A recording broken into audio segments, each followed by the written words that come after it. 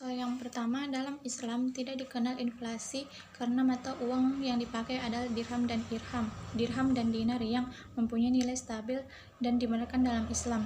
Menurut Adi Warman Karim mengatakan bahwa Syekh Hamim memberikan beberapa alasan mengapa dinar dan dirham merupakan mata uang yang stabil dan sesuai dengan Islam. Yang pertama yaitu Islam telah mengaitkan emas dan perak dengan hukum yang baku dan tidak berubah-ubah. Yang kedua, Rasulullah menetapkan emas dan perak sebagai mata uang dan menjadikan hanya emas dan perak sebagai standar mata uang. Dan yang ketiga, Allah Subhanahu wa taala mewajibkan zakat dan uang telah mewajibkan zakat tersebut dengan emas dan perak. Yang terakhir, hukum-hukum tentang pertukaran mata uang dan terjadinya dalam transaksi uang hanya dilakukan dengan emas dan perak, begitupun dengan transaksi hanya dinyatakan dengan emas dan perak.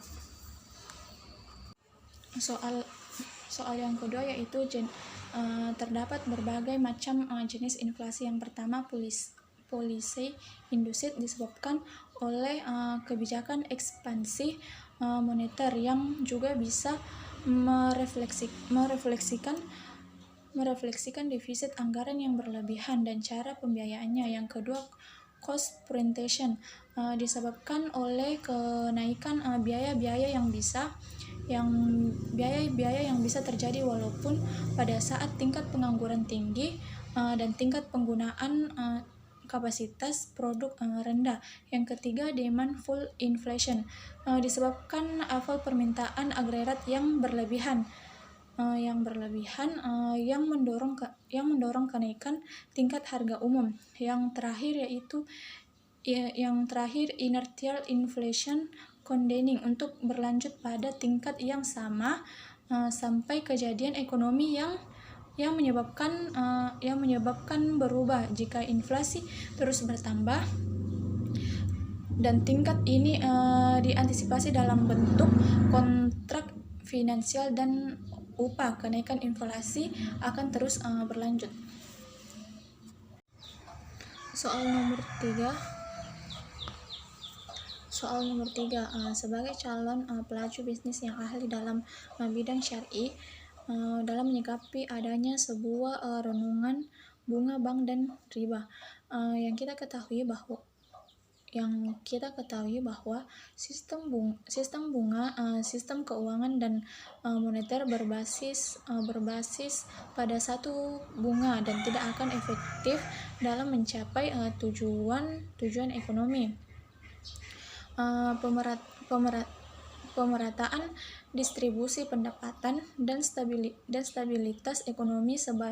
Sebaliknya sistem keuangan dan ekonomi bebas riba yaitu menghindari suku bunga serta menerapkan prinsip pada lembaga perbankan dapat menciptakan perekonomian yang lebih stabil dan efisien.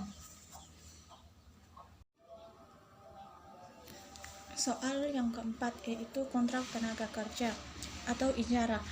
Ijara adalah kepemilikan jasa dari seorang ajir atau orang yang dikontrakkan tenaganya dan oleh mustajir atau orang yang telah mengontrakkan tenaga, serta kepemilikan harta dari pihak mustajir oleh seorang ajir. Syarat sah tidaknya transaksi ijara tersebut adalah adanya jasa yang dikontrakkan haruslah jasa yang muban, bukan jasa yang diharamkan. Hal-hal yang terkait dengan kesepakatan kerja, ketentuan kerja, bentuk kerja, waktu kerja, dan gaji kerja, upah yang digolongkan atas dua upah yang telah disebutkan atau ajrul musammah, dan upah yang sepadan atau ajrul mistil.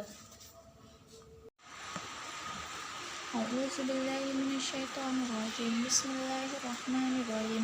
Man amila sholihan min zakarin aw unsa wa huwa mu'minun falanuhyiyannahu hayatan thayyibah wa lanajziyannahum ajrahum bi ahsani ma kanu ya'malun.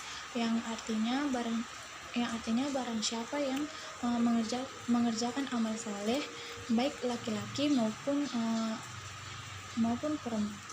perempuan dalam keadaan beriman, maka sesungguhnya akan kami berikan kepadanya kehidupan yang baik, dan sesungguhnya akan kami beri balasan kepada mereka dengan pahala yang lebih baik dari apa yang mereka telah lakukan atau kerjakan.